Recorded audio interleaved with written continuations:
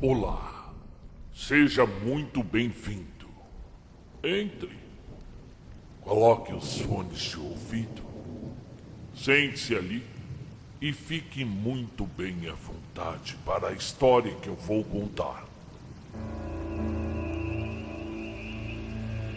Conto um Conto apresenta, de Edgar Allan Poe, O Gato Preto.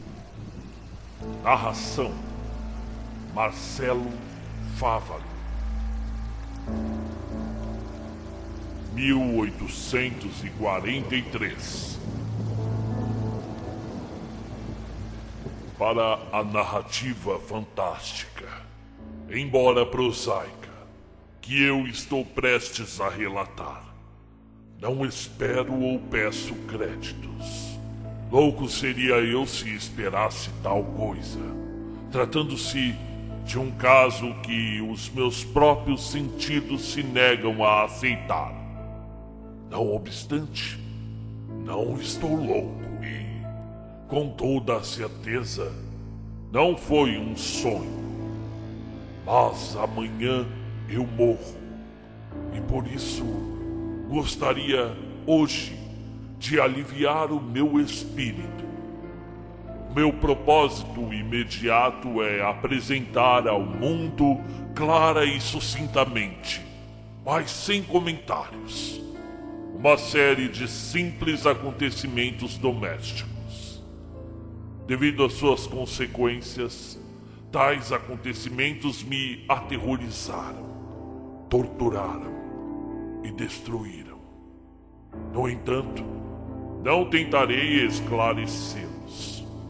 Em mim, quase não produziram outra coisa senão o horror. Mas, em muitas pessoas, talvez lhes pareçam menos terríveis que grotesco. Talvez mais tarde haja alguma inteligência que reduza o meu fantasma a algo comum. Uma inteligência mais serena, mais lógica e muito menos excitável do que a minha, que perceba, nas circunstâncias a que me refiro com terror, nada mais do que uma sucessão comum de causas e efeitos muito naturais. Desde a infância, tornaram-se patentes a docilidade e o sentimento humano do meu caráter. A ternura do meu coração era tão evidente que me tomava alvo dos gracejos dos meus companheiros.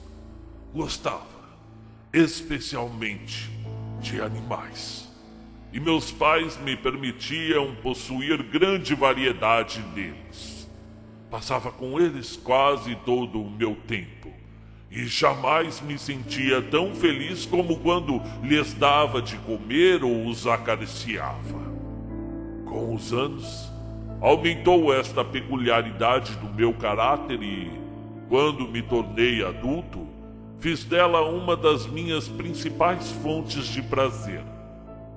Aos que já sentiram afeto por um cão fiel e sagaz, não preciso dar-me ao trabalho de explicar a natureza ou a intensidade da satisfação que pode ter com isso.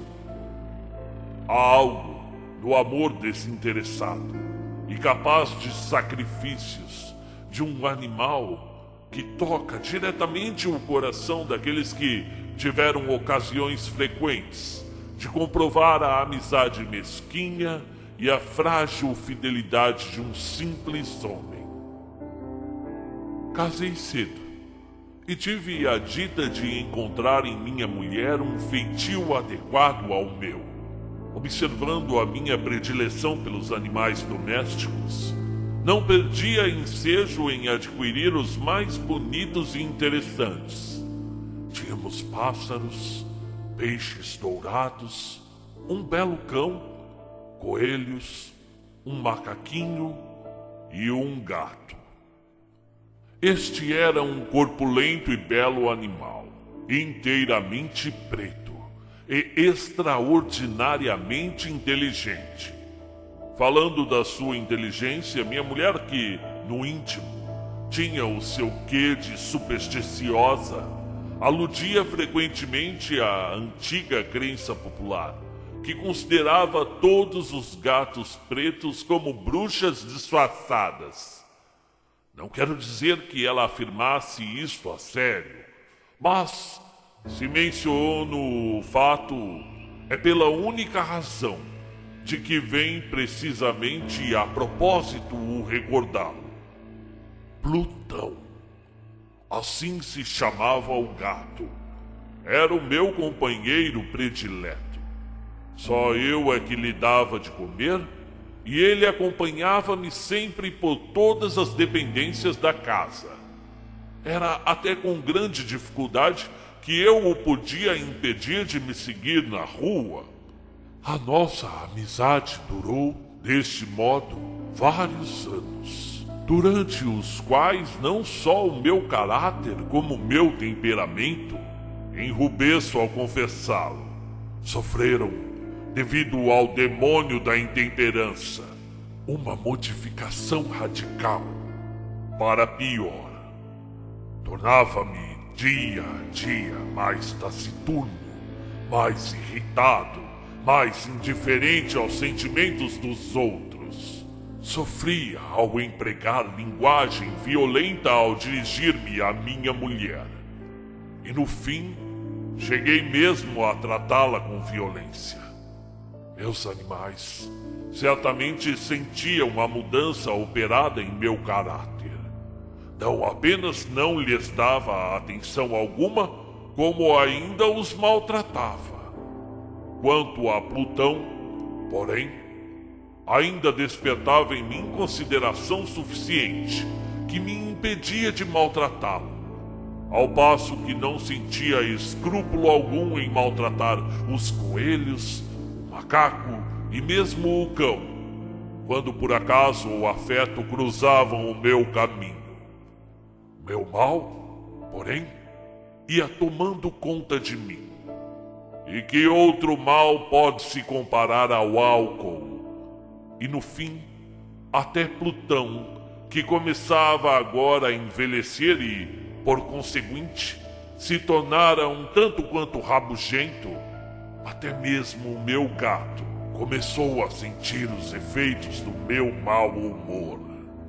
Certa noite, ao voltar a casa, muito embriagado de minhas andanças pela cidade, tive a impressão de que o gato evitava minha presença. Apanhei-o e ele, assustado ante a minha violência, me feriu a mão, levemente, com os dentes. Uma fúria demoníaca apoderou-se instantaneamente de mim. Já não sabia mais o que estava a fazer. Dizia que, súbito, minha alma abandonara o corpo e uma perversidade mais que diabólica causada pela genebra fez vibrar todas as fibras do meu ser. Tirei do bolso um canivete, abri-o, agarrei o pobre animal pela garganta e friamente arranquei de sua órbita um dos olhos. Enrubeço, estremeço, abraço-me de vergonha ao referir-me aqui a essa abominável atrocidade. Quando, com a chegada da manhã, voltei à razão, dissipados já os vapores de minha orgia noturna, experimentei, pelo crime que praticara, um sentimento que era um misto de horror e remorso. Mas não passou de um sentimento superficial e equívoco, pois a minha alma permaneceu impassível. Mergulhei novamente nos excessos, afogando logo no vinho a lembrança do que acontecera. Entre mentes, o gato se restabeleceu, lentamente. A órbita do olho perdido apresentava, exceto, um aspecto horrível, mas não parecia mais sofrer qualquer dor. Passeava pela casa como de costume, mas como bem se poderia esperar, fugia, tomado de extremo terror à minha aproximação.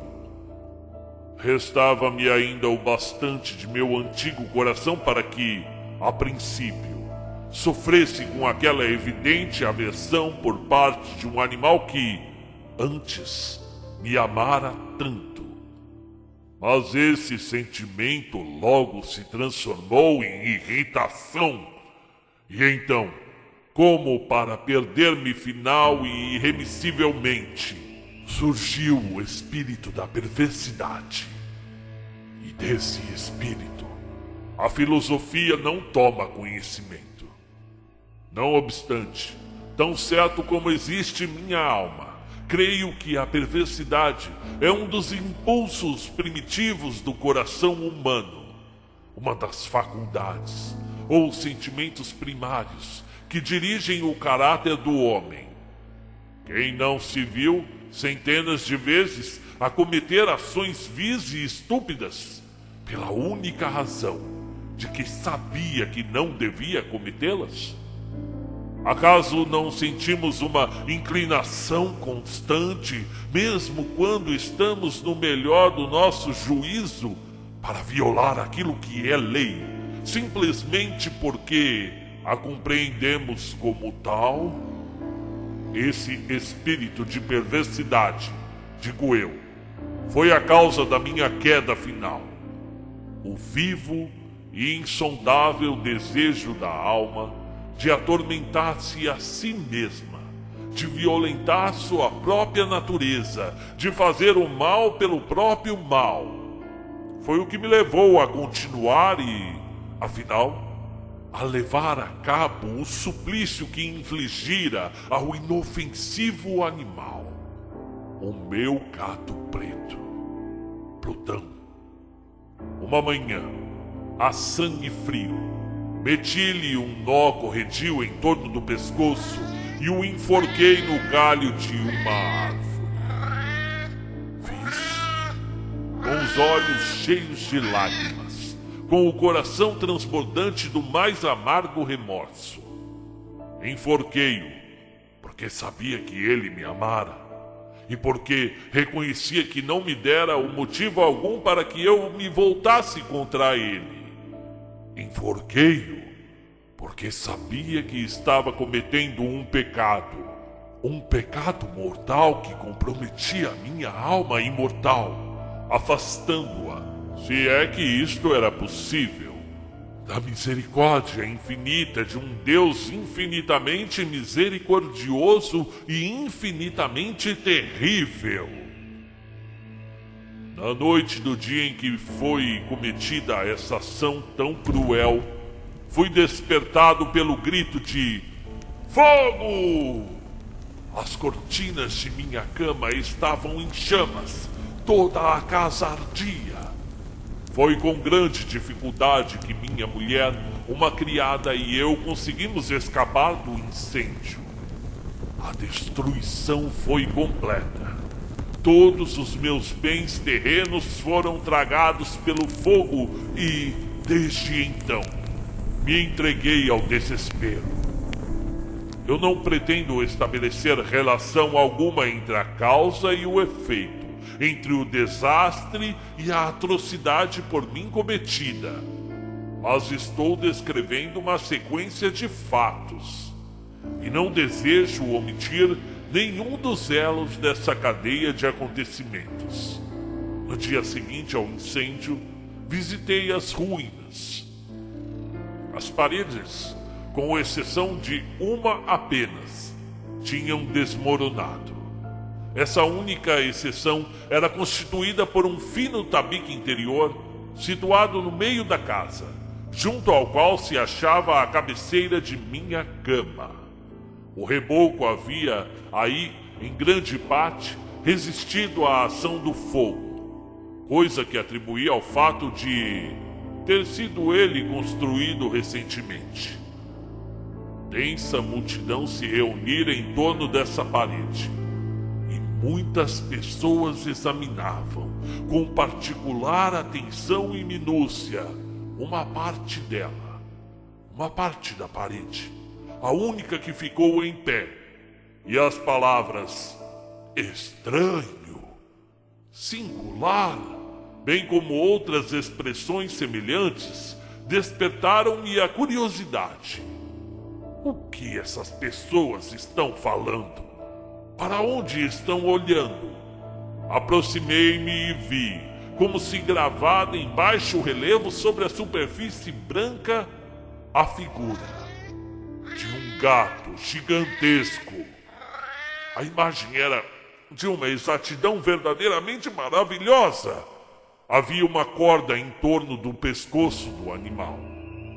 Logo que vi tal aparição, desenhada na parede como que fosse por uma maldição, pois não poderia considerar aquilo como sendo outra coisa, o assombro e o terror que se me apoderavam foram extremos. Mas finalmente, a reflexão veio em meu auxílio. O gato, lembrei-me, fora enforcado num jardim existente junto à casa. Aos gritos de alarme, o jardim fora imediatamente invadido pela multidão. Alguém deve ter retirado o animal da árvore, lançando-o através de uma janela aberta para dentro do meu quarto. Isso foi feito provavelmente com a intenção de me acordar. A queda das outras paredes havia comprimido a vítima de minha crueldade no gesso recentemente colocado sobre a parede que permanecera de pé. A cal do muro, com as chamas e o amoníaco desprendido da carcaça, produzira tal imagem qual eu agora havia.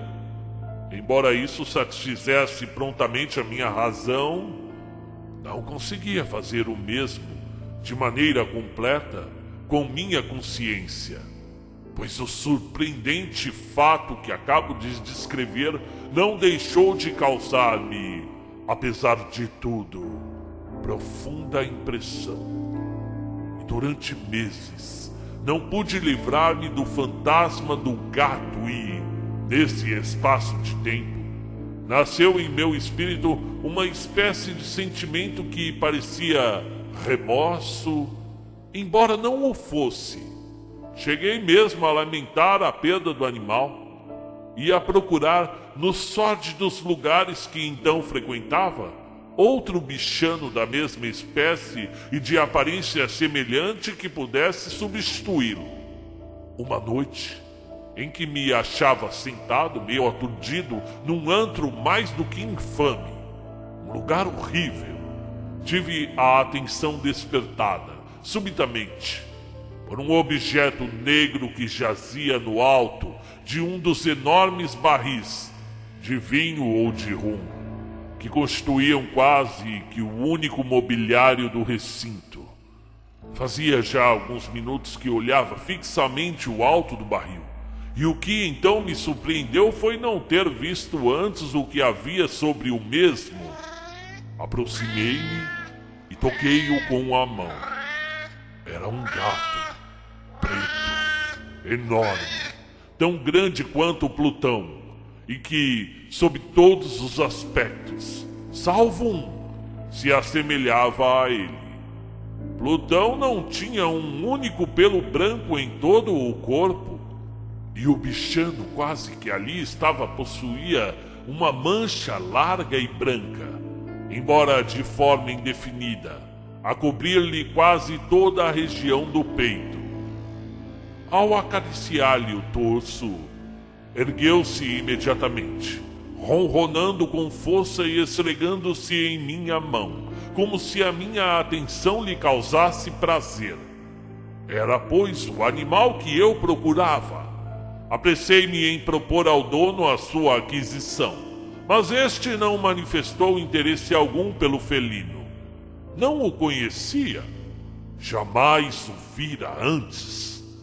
Continuei a acariciá-lo, e quando me dispunha a voltar para casa, o animal demonstrou disposição em acompanhar-me. Permiti que o fizesse, detendo-me de vez em quando no caminho para acariciá-lo.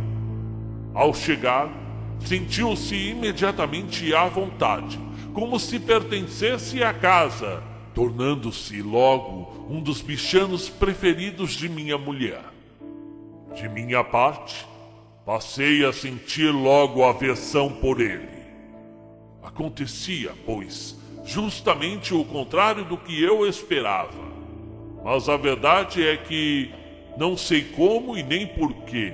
Seu evidente amor por mim me desgostava e aborrecia.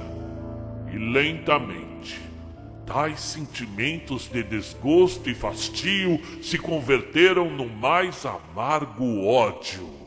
Evitava o animal, uma sensação de vergonha, bem como a lembrança da crueldade que praticara, impediam-me de maltratá-lo fisicamente. Durante algumas semanas, não lhe bati nem pratiquei contra ele qualquer violência. Mas, aos poucos, muito gradativamente, passei a sentir por ele inenarrável horror, fugindo em silêncio de sua odiosa presença, como se fugisse de uma peste. O que aumentou o meu horror pelo animal foi a descoberta, na manhã do dia seguinte ao que o levei para casa, que, como Plutão, o primeiro, também havia sido privado de um dos olhos. Tal circunstância, tal coincidência, porém, apenas contribuiu para que minha mulher sentisse por ele carinho maior, pois, como já disse, era dotada em alto grau dessa ternura de sentimentos que constituíra, em outros tempos, um dos meus traços principais, bem como fonte de muitos dos meus prazeres mais simples e puros. No entanto, a preferência que o animal demonstrava pela minha pessoa parecia aumentar em razão direta da aversão que sentia por ele. Seguia-me os passos com uma pertinácia que dificilmente poderia fazer com que o leitor compreendesse. Sempre que me sentava, enrodilhava-se embaixo de minha cadeira ou me saltava ao colo, cobrindo-me com suas odiosas carícias. Se me levantava para andar, metia-se entre minhas pernas e quase me derrubava. Ou então, cravando suas longas e afiadas garras em minha roupa, subia por ela até o meu peito. Nessas ocasiões, embora tivesse ímpetos de matá-lo de um golpe, abstinha-me de fazê-lo devido, em parte, à lembrança do meu crime anterior. Mas, sobretudo, apresso-me a confessá-lo, pelo pavor extremo que o animal me despertava. Esse pavor não era exatamente um pavor de mal físico e, contudo, não saberia defini-lo de outra maneira. Quase me envergonha confessar.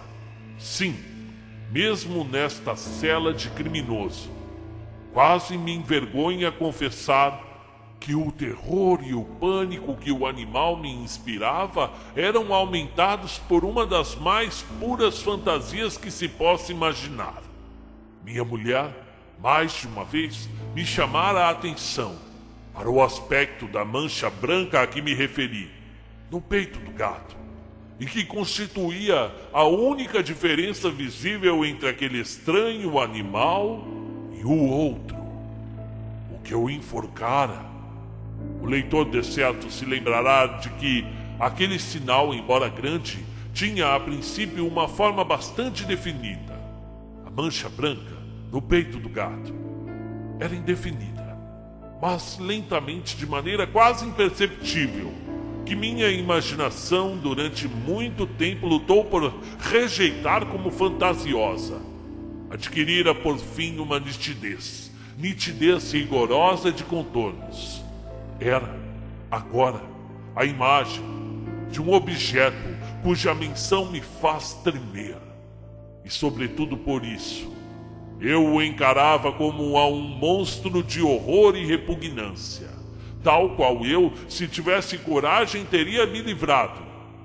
Era agora, confesso, a imagem de uma coisa odiosa, abominável, a imagem de uma forca. Oh, lúgubre e terrível máquina de horror e de crime, de agonia e de morte! Na verdade, naquele momento eu era um ser miserável, um ser que ia além da própria miséria da humanidade. Era uma besta fera, cujo irmão fora por mim desdenhosamente destruído. Uma besta fera que se engendrara em mim, um homem feito à imagem do Deus Altíssimo. Oh, grande e insuportável infortúnio! Ai de mim! Nem de dia, nem de noite conhecia jamais a bênção do descanso. Durante o dia, o animal não me deixava sós um único momento. E à noite, despertava de hora em hora, tomado do indescritível terror de sentir o hálito quente da coisa sobre o meu rosto e seu enorme peso. Encarnação de um pesadelo que não podia afastar de mim, pousado eternamente sobre o meu coração. Sobre a pressão de tais momentos, sucumbiu o pouco que restava em mim de bom. Pensamentos maus converteram-se em meus únicos companheiros, os mais sombrios e os mais perversos dos pensamentos. Minha rabugice habitual, minha casmurrice, se transformou em ódio por todas as coisas e por toda a humanidade, enquanto eu, agora, entregava-me cegamente a súbitos, frequentes e irreprimíveis acessos de cólera. Minha mulher, pobre dela, não se queixava nunca, convertendo-se na mais paciente e sofredora das vítimas. Um dia, acompanhou-me para ajudar-me numa das tarefas domésticas, até o porão do velho edifício em que nossa pobreza nos obrigava a morar. O gato seguiu-nos e, fazendo quase me rolar escada abaixo, exasperou-me a ponto de perder o juízo. Apanhando uma machadinha e esquecendo o terror pueril que até então contivera minha mão, dirigi-me ao animal, um golpe que teria sido mortal se eu atingisse o alvo. Mas minha mulher segurou-me o braço, detendo o golpe. Tomado então de uma fúria demoníaca, livrei o braço do obstáculo que o detinha e cravei-lhe a machadinha no cérebro. Minha mulher caiu morta instantaneamente, sem lançar um só gemido. Dobrou seu corpo me fitando, com a machadinha no meio do cérebro, e tombou. Realizado o terrível assassínio, procurei, movido por súbita resolução, esconder o corpo. Sabia que não podia retirá-lo da casa nem de dia nem de noite, sem correr o risco de ser visto pelos vizinhos. Ocorreram-me vários planos. Pensei por um instante em cortar o corpo da minha esposa em pequenos pedaços e destruí-los por meio do fogo. Resolvi depois cavar uma fossa no chão da adega. Em seguida, pensei em atirá-lo ao poço do quintal. Mudei de ideia e decidi metê-lo num caixote, como se fosse uma mercadoria, na forma habitual, fazendo com que um carregador o retirasse da casa. Finalmente, tive uma ideia que me pareceu muito mais prática. Resolvi emparedá-lo na adega, como faziam os monges na Idade Média com suas vítimas. Aquela adega se prestava muito bem para tal propósito. As paredes não haviam sido construídas com muito cuidado e pouco antes haviam sido cobertas em toda a sua extensão com um reboco que a umidade impedira de endurecer. Ademais, havia uma saliência numa das paredes, produzida por alguma chaminé ou lareira, que fora tapada para que se assemelhasse ao resto da adega. Tinha um espaço ali. Não duvidei de que poderia facilmente retirar os tijolos daquele lugar introduzir o corpo de minha esposa e recolocá-los do mesmo modo, sem que nenhum olhar pudesse descobrir nada que despertasse suspeita. Ela ficaria ali, para sempre, emparedada, dentro da parede, eternamente sepulta.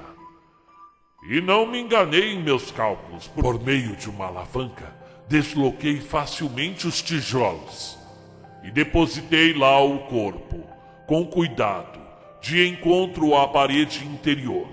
Ali, em pé. Encostei-o, esgueirei-o, segurei-o nessa posição até poder recolocar, sem grande esforço, os tijolos em seu lugar, tal como estavam anteriormente.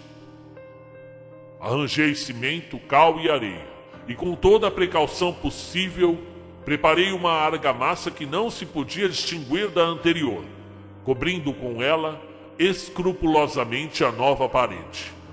Ao terminar, senti-me satisfeito, pois tudo correra bem. A parede não apresentava o menor sinal de ter sido rebocada.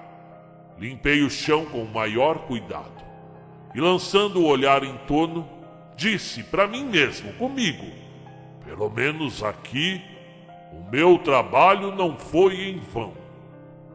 E lá ficou.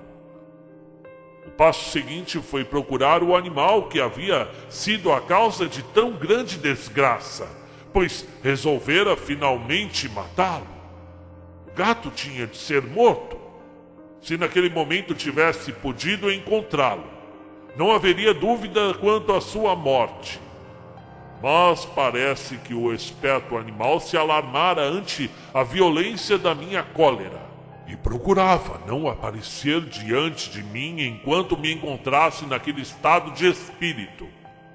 Impossível descrever ou imaginar o profundo e abençoado alívio que me causara a ausência de tal detestável felino. Não apareceu também durante a noite, e assim, pela primeira vez, desde a sua entrada na casa, consegui dormir tranquila e profundamente. Sim, dormi, mesmo com o peso daquele assassínio sobre a minha alma.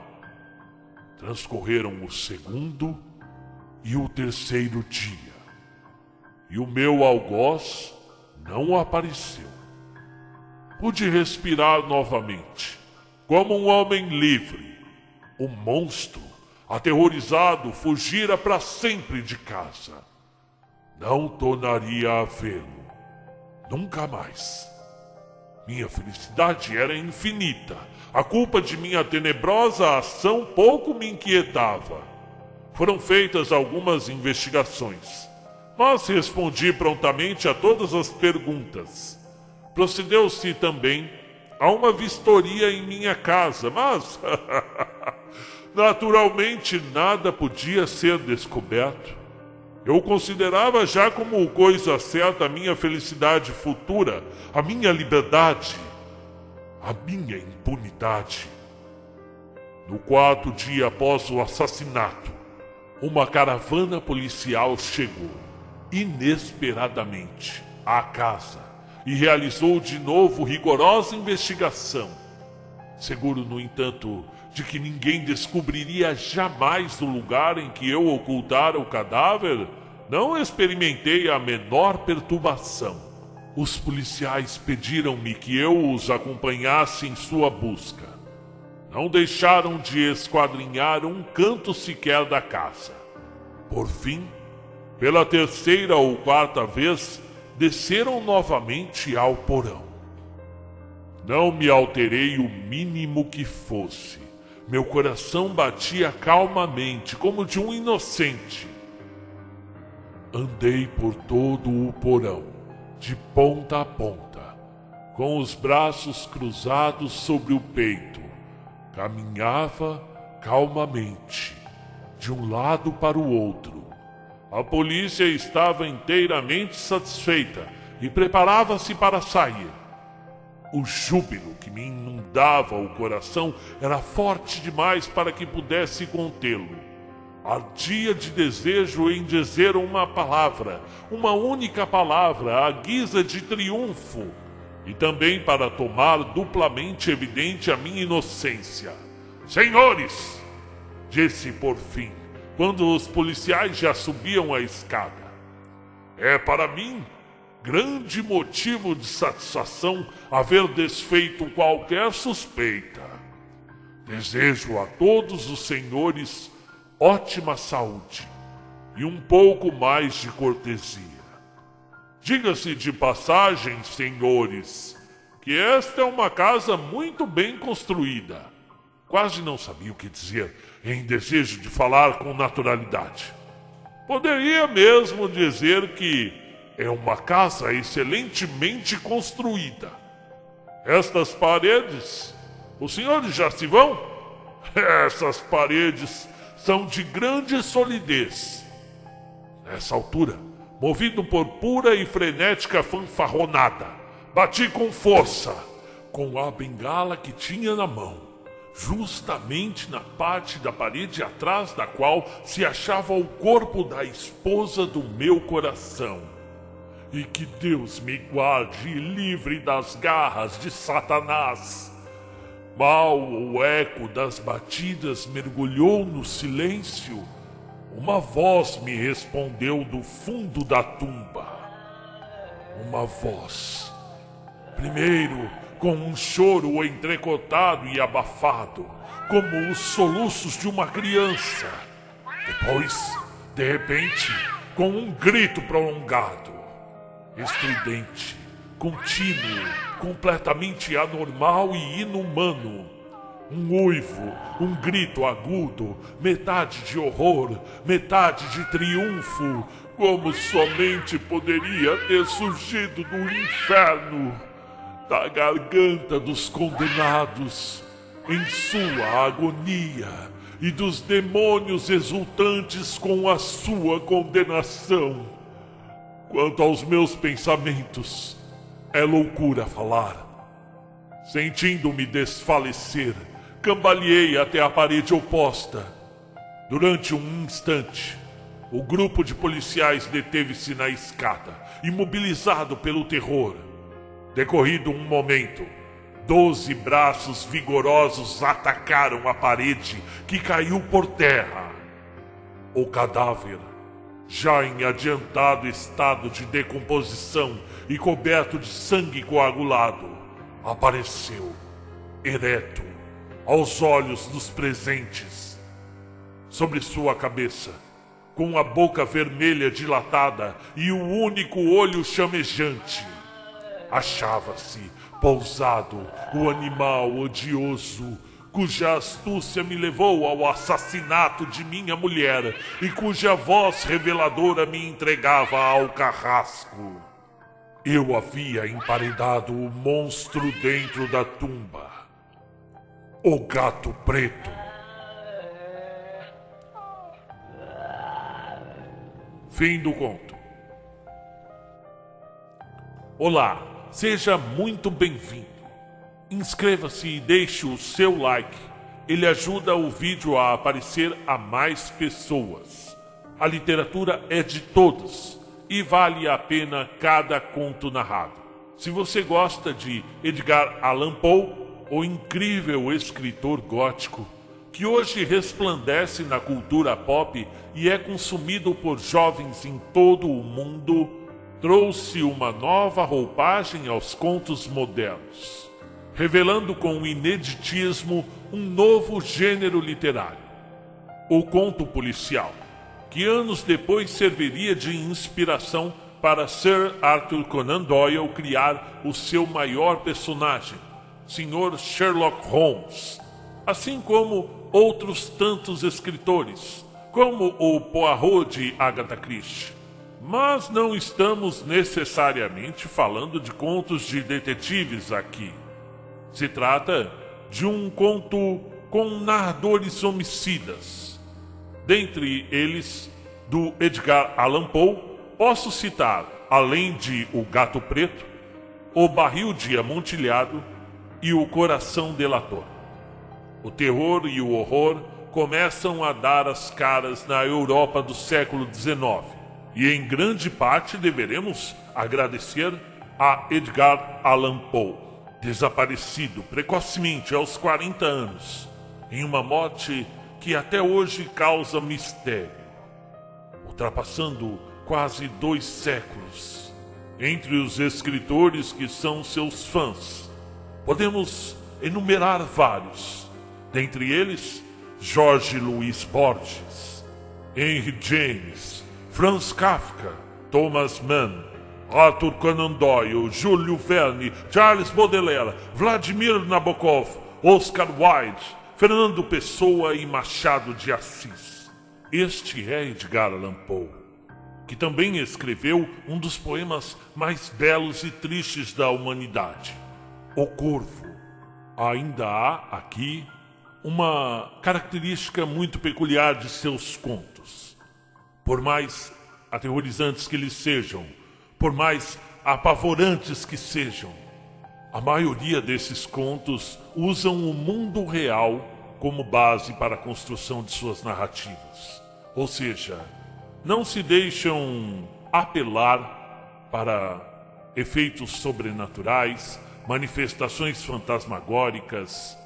Tudo pode ser explicado em seus contos pela pura maldade humana, pelas leis da natureza que nós conhecemos aqui, hoje, que poderia acontecer conosco, como foi o caso de O Gato Preto, onde talvez uma terrível coincidência venha construir a narrativa que nós ouvimos, como ocorre em O Corvo, O Barril de Amontilhado e tantas outras histórias. Isso torna seus contos ainda mais terríveis, por nós termos a consciência de que essas histórias poderiam acontecer com qualquer um de nós, como ser enterrado vivo, por exemplo. Conheça mais sobre a obra desse escritor morto em Baltimore, em Maryland, nos Estados Unidos, em 1849. Edgar Allan Poe. Obrigado.